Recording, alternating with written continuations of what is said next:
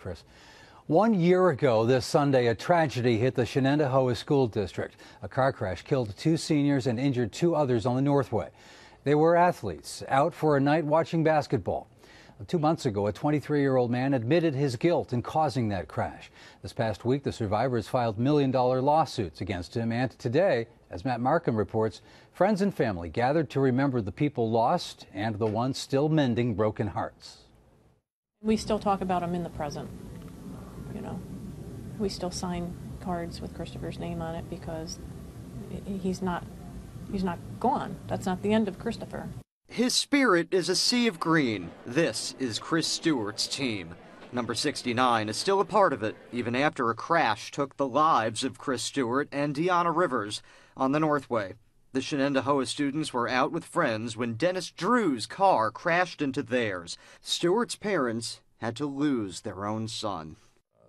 You get days like yesterday, you know, for Thanksgiving, and that's when the loss really sets in. Drue admitted guilt just days before his trial was to begin. He had been drinking, texting, and speeding when his car hit Stewart's. That accident also injured Matt Hardy and Shaker student Bailey Wind. She just turned 18 and is away at school and was in the car with Stewart, her high school sweetheart. When I'm in Tennessee, like, if I'm having a bad day, I'm like to be alive. Like, I'm at my dream school doing what I love. The confusion, anger, sadness, disbelief, the flashing lights of that night have flashed through the mind of this community ever since. But just days before the 1-year mark, a benefit in Stewart's name, raising money for the Shen Educational Foundation, showing these families just what their kids were all about.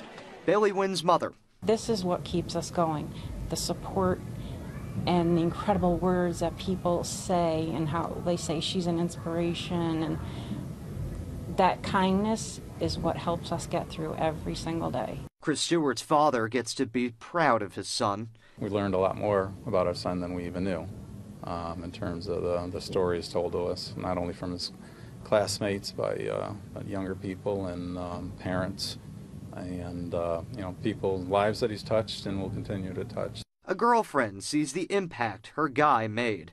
I love to keep his memory alive, so doing stuff like this always makes me happy. And a mother finds a little golden moment in her struggle. I think there's something special about the relationship between a mom and a son. How does that relationship continue even now? I talk to him every day, every morning. You know, at this point, Christopher's ashes are in his bedroom. I talk to him the same as if I was calling out to him in the morning and saying good morning to him before he took off to go hop on the bus. He's not gone.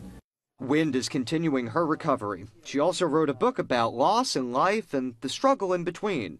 She says she'll be back fully on board with the University of Tennessee diving team next year. She'd have it no other way for her family, her mom, or the much larger family which has grown in the last year. Matt Markham, CBS 6 News, Half Moon. Drue pleaded guilty to all 58 counts in the indictment against him. He'll be sentenced Thursday and could get 15 years. A security officer at the Watervliet Arsenal was taken to the hospital today after being hit by a car there. Police tell us just before 11:30, someone drove up to one of the gates and there was an altercation of some sort with the officer. They say the driver hit the officer and took off, but police stopped him and charged him with failure to comply and with operating an unregistered vehicle. Police did not say who that driver is. They say the case has been forwarded to the U.S. Attorney's Office and the officer is expected to be okay.